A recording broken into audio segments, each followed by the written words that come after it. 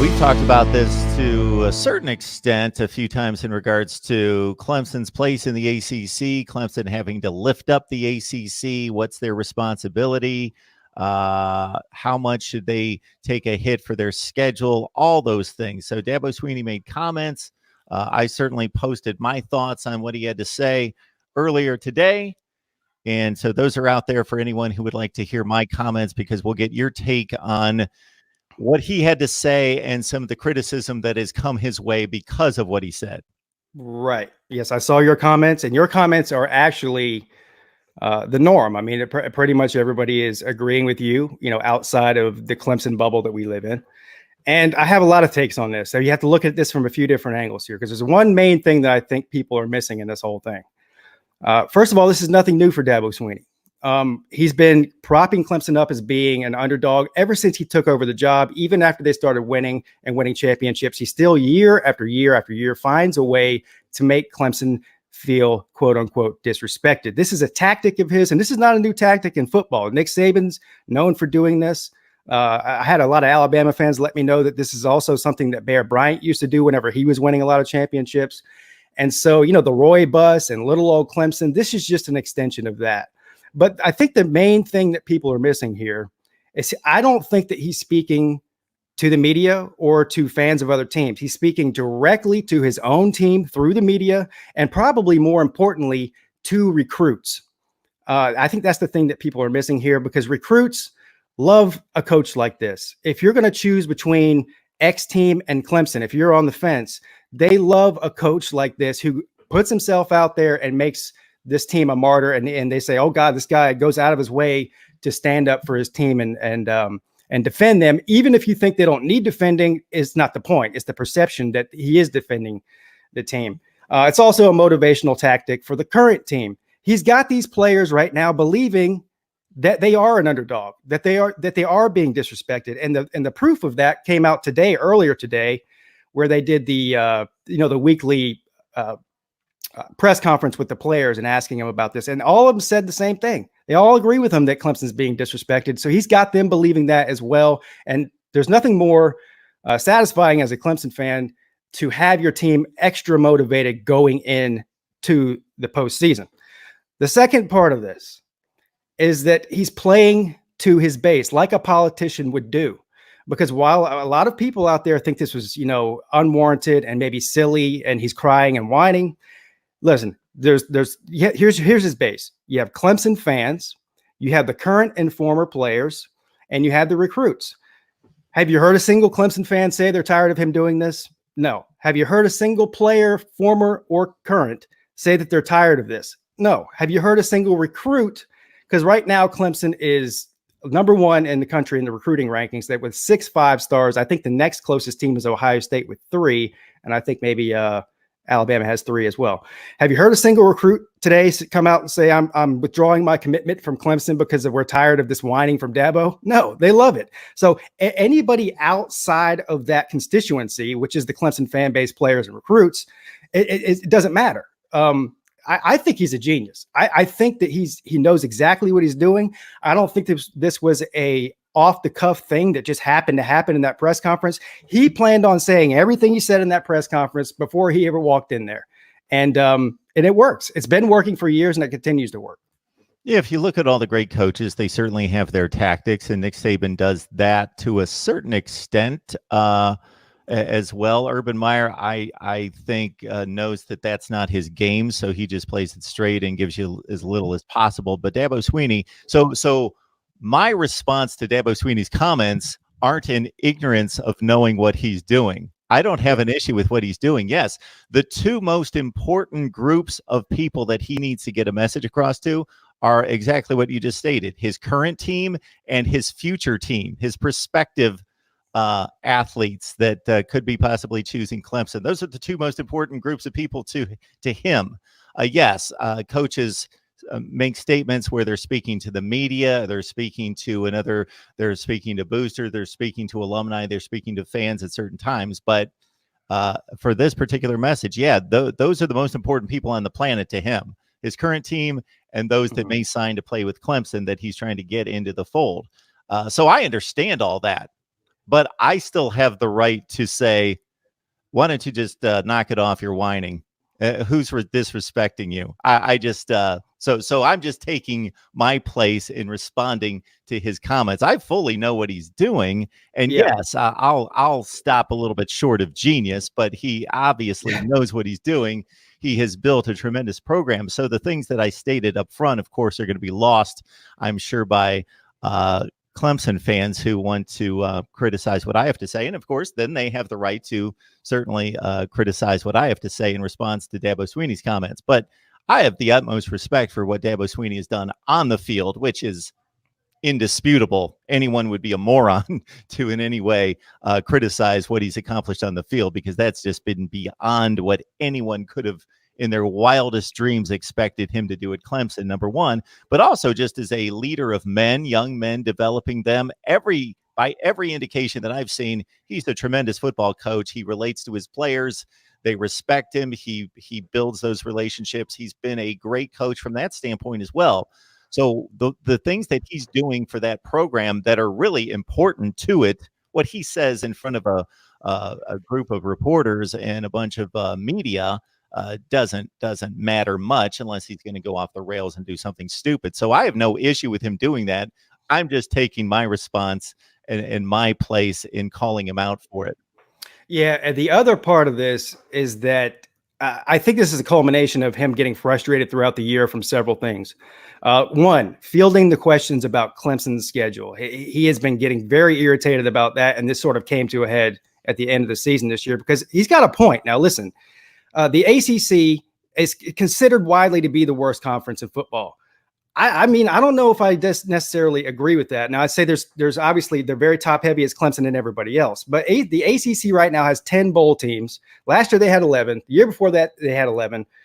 They had winning bowl records in those bowl seasons the past 2 years. Listen, what does the Pac-12 have this year? Five bowl teams? That's less than half of their conference. It can even win half of their games. Now, am I saying that the ACC is a bunch of world beaters? No, but to say that, how does a terrible, terrible conference, the worst out of all of them, have 10 bowl teams in it? The other part of it is they beat each other. They beat each other just enough to produce enough 6 and 7 win teams. All right, so if you take out Clemson, that conference is 2-14 against the Power Five. All right, so listen, 2-14.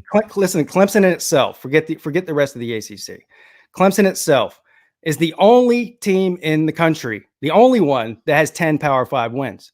They're the only ones that even schedule. I mean, most teams don't even schedule 10 Power 5 teams.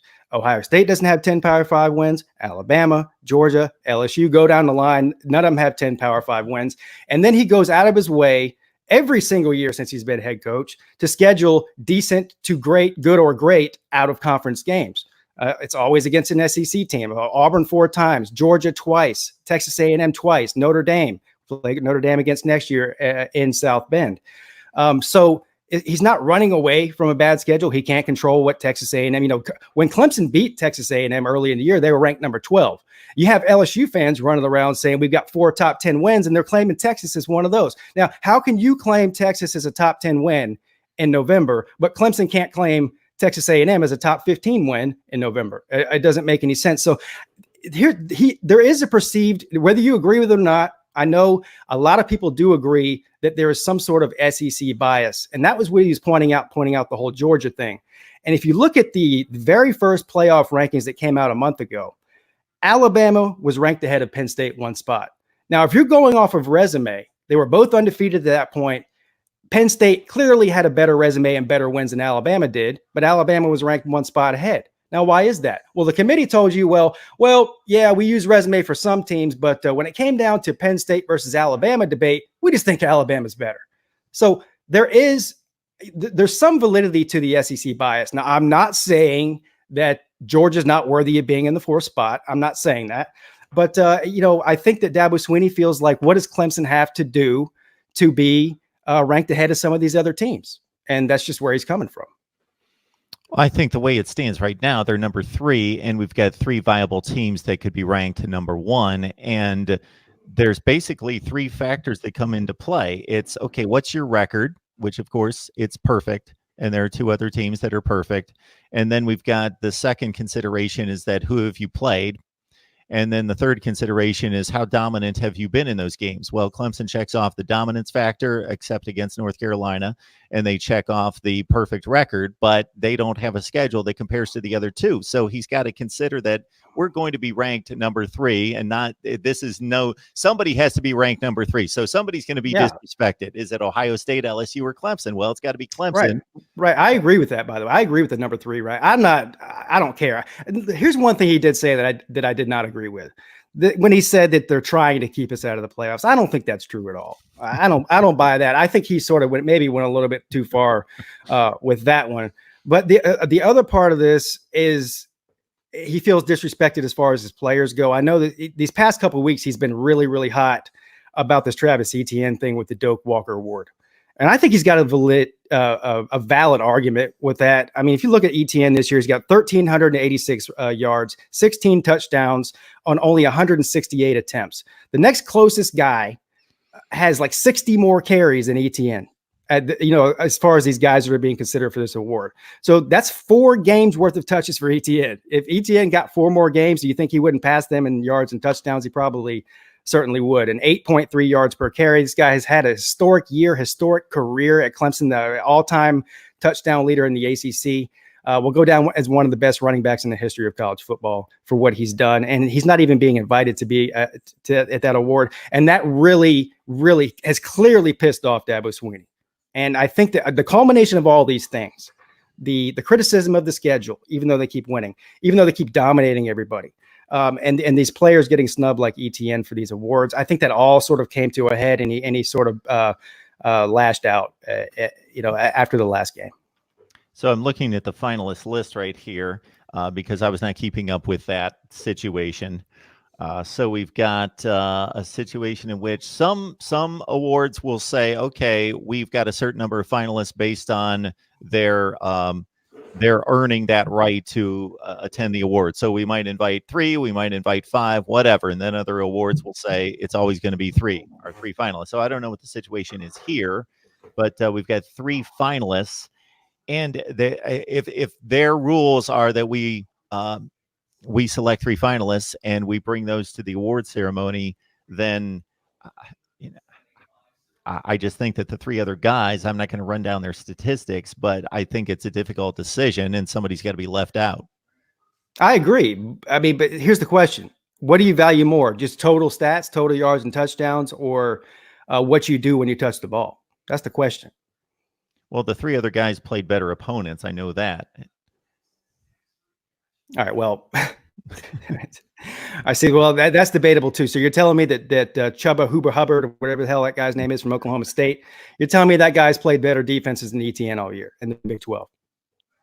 I would say that they've played better opponents. I would say that. Well, he's a running back, and he's playing against defense. Okay. So yeah, we would have to line them up and grade them and so forth and so on. It's not substantially better, if it is better. The other 2 play in the Big Ten, and they played better defenses, I would say. Right. So the debate, there's a lot of different ways you could look at it. My point here is that Dabo Swinney feels like he's being snubbed, and he's clearly visibly upset about it. He said several times. He even said in this interview, he's mentioned it again. He also mentioned that he feels like that Trevor Lawrence is getting the respect that he deserves nationally. He's every bit as good as quarterback as Joe Burrow or Justin Fields. He doesn't have the stats to back that up, but he didn't play in the second half of most of those games. Listen, Trevor Lawrence, he had 8 interceptions after 5 games. Well, after 12 games, he has 8 interceptions. He has 30 passing touchdowns, 7 rushing touchdowns, and 8 interceptions, which is better than what he did last year. The guy has never lost a football game as a starter in college. We're through 2 full years now. And he's still, not being considered. First of all, I realize the Heisman is a stat award. And so he's not going to be invited to New York just based on that alone. But if it's supposed to be the most outstanding player in football, is Trevor Lawrence not one of the most outstanding players in football? Well, we can only have so many of those guys show up either. I see 3 guys just on one team who probably deserve to go to the ceremony, but I don't expect them all to be invited, talking about Chase Young, J.K. Dobbins, and Justin Fields. And then you start to widen it out to all the quarterbacks that are deserving. Tua, Joe Burrow, Trevor Lawrence, possibly. Chuba Hubbard, all sorts of guys all over the place. We can't have like 12 guys. There needs to be a cutoff at some point. And Trevor Lawrence did throw 8 picks in his first 5 games. So there's there's a difference between ability and greatness at that position, as Trevor Lawrence has shown us, versus having an outstanding season. He's had an outstanding season, but not to the level of Joe Burrow. Well, I didn't say. First of all, I think Burrow is deserving to win the Heisman. I believe so too. But listen, Deshaun Watson in 2016 had 16 interceptions and was the runner-up for the Heisman. And I don't think he had any more touchdown passes or runs than Lawrence does this year. Now I realize it also matters what other players are doing that year. But my whole point about this is that this is just one of the things that is behind his sort of outburst, if that's what you want to call it. It's his tactics. It's him being upset about the questions about the schedule, even though they go out of their way to schedule good teams. He can't control what they do. The perception of the ACC. And then, of course, these 2 players that he feels like are getting snubbed in these awards. So it's a combination of the whole thing. And he's just sort of throwing it out there to let everybody know that he's not happy about it. What I found interesting was and I didn't hear the words come out of his mouth. I read the transcript, but at one point he was defending the ACC, talking about the good teams at Virginia Tech, and Wake Forest, and how Virginia and Virginia Tech would go 9-3 and 8-4 in any other conference in the Power 5, which he has every right to make that statement. I think it's a ridiculous statement. It can't be verified one way or the other. Right. We all can say whatever we want about what a team would do in another league, but I just, there's just not a layer in the ACC, and I'm not telling you anything you don't already know. There's just not a layer below Ohio State, Clemson. There's not the Wisconsin, Penn State, Michigan, Iowa layer. It just doesn't exist in the ACC, and those teams aren't that good. They're like top 40 teams in the nation, and Virginia's a little bit better than that. Yeah, well, top 40 is not bad. Yeah, but that's like your next layer. Right. I got you. I understand what you're saying. I think and he has no responsibility. So what I found interesting, and I understand he's trying to play both, because he goes to the ACC kickoff luncheon at the beginning of the season. He's got to defend his conference, talk about his conference. He's got to respect his opponents, both in regards to having his team go out there and play football, but also, he's a representative of the league. Every coach is, to a certain extent, and different coaches take that role differently, and he certainly takes it to heart, but he probably feels a little bit more responsibility, even though he doesn't state it as, okay, I got to prop up this league to a certain extent, and our schedule and the football brand that we play. But on one hand, he was defending the ACC, and then he kind of turned it to, I'm only responsible for my program, our team. Yeah. We can't do anything about it, which is completely, he shouldn't have to defend anything. But it's the media. They're going to ask about the ACC, because they're the best team in the ACC. They're going to ask about the rest of the conference and why the schedule is not better. Yeah, and also, I mean, last year's not supposed to matter. That's what they say, right? And honestly, I believe it shouldn't matter either. But let's pretend here for a second. Let's play devil's advocate. Let's say that Alabama was ranked number 1 preseason the way that Clemson was this year. Let's say that Alabama, even though they had a similar schedule to Clemson throughout the majority of the year, all the way up until they played LSU. Let's say Alabama, after 5 weeks, was 5-0. Would they have dropped 3 spots if they had won every single game in the AP poll? Would that have happened to Alabama? Probably not. Exactly. That's why when people say, why do Clemson fans get so upset, with this perceived underdog thing, reasons like that are why. Yeah. Again, I'm conjecturing, though, but I'm guessing that they would not, because people would defend the dominance on the field regardless of how bad the opponents were. And plus, they would be given a somewhat of a pass based on their past performance and their brand. Sure, and they are. And I would argue with Dabo Swinney, if he was sitting right here, that his program and his team is given a bit of a pass. That if Minnesota or Baylor a few weeks ago, when they were undefeated, had Clemson's schedule, or vice versa, that Clemson wouldn't be ranked, would be ranked higher than Minnesota and Baylor had they had the same results against the same schedule. Against the same schedule, I disagree. I think that they would, because if you see Minnesota and Baylor's out of conference schedule compared to Clemson's, Do you think if Clemson would have been 8 or 9-0 against Minnesota or Baylor's schedule at that point, I don't think that they would have been in the top 4. They wouldn't have been 11-13 in the country. Well, I don't know. There's no way that here's the right mind was going to be ranking Clemson 11th or 13th in the country, regardless of who they played. If they would have had that schedule with the same results on the scoreboard, I think that they would. I mean, I think if Clemson played Baylor or Minnesota's out of conference schedule, they would have won 70-5 or 6. That's a big difference. Yeah, they probably would have, but had they not, I just can't imagine that committee or the AP would have dropped Clemson from preseason. What were they? Were they one? Number one. I don't think they would have dropped from 1 to 13. Yeah. Yeah, I don't know. I get you. Undefeated. I get what you're saying. But I think Clemson's schedule is obviously higher strength of schedule than Minnesota. And well, maybe not Baylor at this point, but certainly Minnesota up until that point when they dropped. Yeah, at that point. Yeah, better now. Right. Yeah, he's an interesting character, and he keeps things lively. Otherwise, they would pay attention to Clemson until they play Saturday night, and not even then, maybe. Probably not. I mean, of course, us Clemson fans will, and of course. I'll be DVRing the game. I'll watch the other games that are more important. Well, I shouldn't. They're not more important. They're most likely going to be more competitive. Let's put it that way. But I will watch the game at some point. I would like to believe that Virginia can keep it a game. North Carolina and Virginia Tech did against 2 Clemson teams that went to the national championship game. So maybe Virginia can pull off something similar and not play a pit role where it was just a snoozer from the start.